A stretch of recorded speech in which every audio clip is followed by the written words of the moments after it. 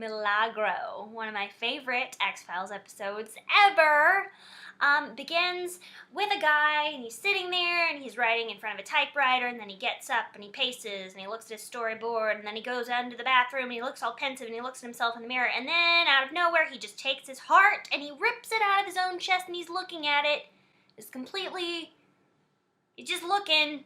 Next thing you see is Scully riding up to Mulder's apartment, and the writer guy, the one that just ripped his own heart out, is in the elevator with her, and he's looking at her, and he's looking at her tuck her hair behind her ear, and he's looking at her do that Scully thing where she goes, "She looks like sex, sex, sex, sex," and licks her lips.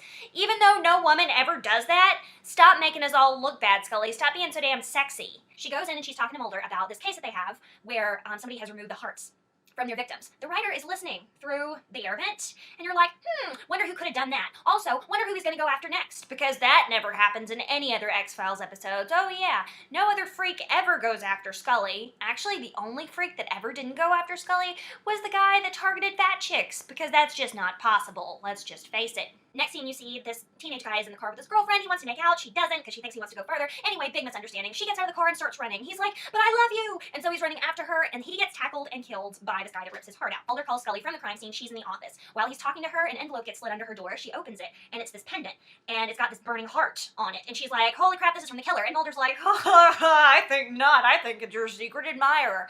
Mulder, do not tease her about her love life. Jesus, how clueless are you?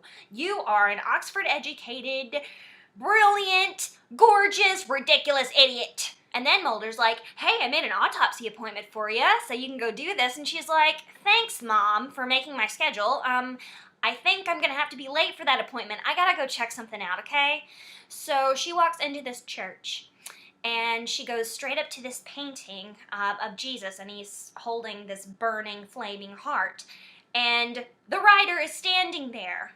And he's like, "Hi," like he doesn't know her, like she hasn't noticed him staring at her. And he's like, "You know the story, don't you?" And he proceeds to tell this ridiculous story that is nowhere in the Bible, where Jesus was in love with Margaret Mary, and so they took their hearts out and they burned together, and so there was no more lust in his heart or something like that, and then he like puts it back in his chest. After that, Paget tells her all kinds of stuff about herself, like how maybe she runs, and how she has a government parking permit, and how she does all this, and how he knew she would be there, and that he's writing about her, and that he's attracted to her, and that he gave her the pendant. And she's like, "Holy crap, I'm in an enclosed space with you, in an isolated enclosed space. I think I better go. I don't like you." And he's like, "Okay."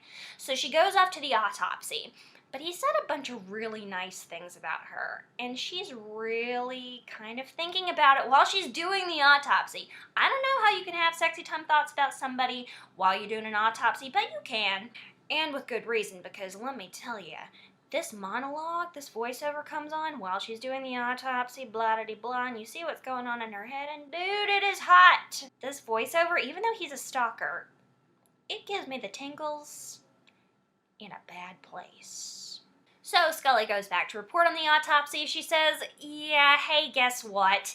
This pendant thing is actually, it's from your next door neighbor, and he has a crush on me." And Mulder's like, "Is he the killer?" And she was like, "No, I don't think so. He's just a creep, and he really likes me." And Mulder's like, "Think you might be wrong there. Let me check on it." So Mulder goes and rifles through Paget's mail. I'm not sure exactly how, but he somehow gets a hold of the book. I don't know. Plot hole in my head, sorry. Later that afternoon, Scully goes back over to Mulder's apartment, and she thinks she'll return the pendant, because she wasn't thinking about Paget at all. And all those things he said about her, I mean, yeah, just totally inappropriate, and she doesn't like him at all. She's not turned on by him at all. So she goes and she knocks on his door, and she does in her Scully-like, cold, bitchy manner, "Please love me" thing. I don't know what it is, but she can manage to do that. Scully does that all the time. She's like, "I hate you. Please come on to me because I'm Scully." I don't even know. So he invites her in. She's like, "That's probably not a good idea," but she goes anyway. Why does she go anyway? Worst taste in men ever.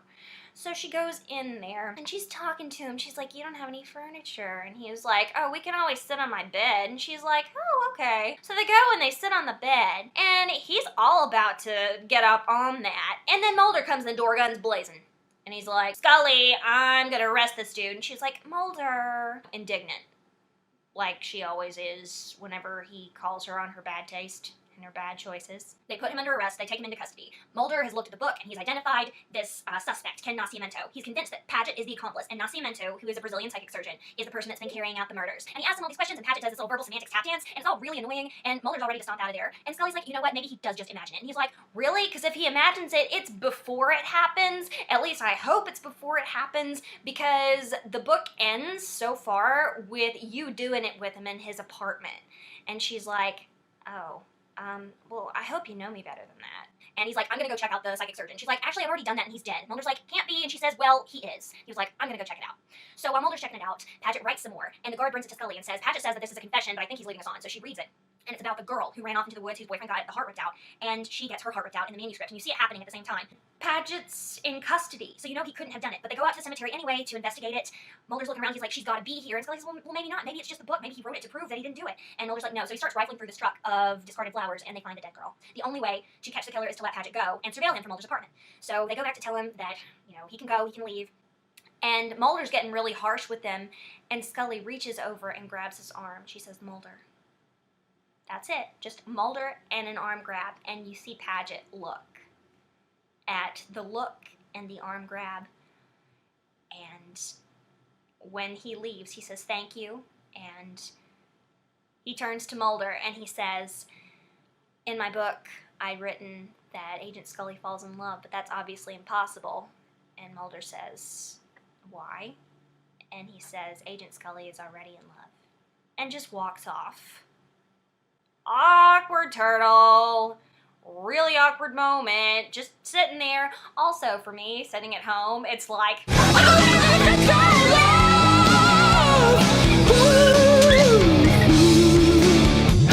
So later, they're surveilling Paget from Mulder's apartment. And Mulder goes off to the kitchen. Scully's sitting there, she's kind of drowsing off, and she has her boots off. And they're off to the side. Have you noticed this man's shoes are untied? Sorry, that just seemed way too appropriate. So anyway, Scully's shoes are off. That gets important later. Paget, in his apartment, while nobody's paying attention, has a conversation with Nascimento, who he's been communicating with all this time, even though he's dead. It turns out he's just like this character in his book that comes to him.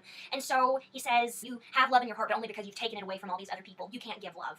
And Paget's like, oh no, the only way for this book to end is if she dies. And he's like, yeah, it pretty much writes itself, doesn't it? So he finishes his book, she's typing, he pulls the page out of the typewriter, and he goes downstairs. Mulder takes off after him, and Scully's sitting there, she's trying to get her boots on so she can chase him. Nascimento comes into the apartment while Mulder is gone, and he takes her and he puts her on the floor, and he starts ripping her heart out. On a side note, she has on a really lovely white blouse that's going to be totally ruined. Thanks for that, psychic surgeon. Thank you. So Mulder runs into the basement, and Paget is there, and he's throwing his manuscript into the incinerator. And he's like, hold it, Paget. And he's like, I'm so sorry, he kills her. Then he hears the 2 shots ring out. He turns around, he runs back upstairs, just in time to see Scully passed out in a pool of blood on the floor.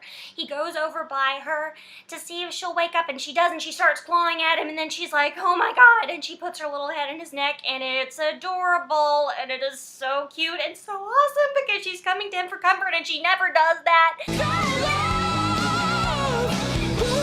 At the same time, holy crap, pool of blood, floor, heart ripped out, not okay. Then you see as kind of the tag, the button on the end, it's Paget, and he is lying on the floor, literally with his still half-beating heart in his hand. And you hear the last monologue from his book, or the last piece of prose from his book, and he is saying something about how he was committing his words to paper, but he could see that he had the heart of a destroyer and not a creator, so he had a chance to give with his final act of destruction what he could not receive. Chills! Chills!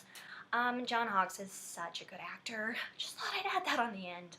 So, ladies and gentlemen, that was Milagro. One of the best episodes ever! And let's face it, one of the sexiest. Also, could we please get those speeches of Paget's on MP3? I would love to have them, because it talks about a sexy girl with the red hair and the blue eyes. Who would want to listen to that? I mean, probably not girls that didn't have red hair and blue eyes, but I do. So I can pretend it's me. The end. I made this. No, really, I did.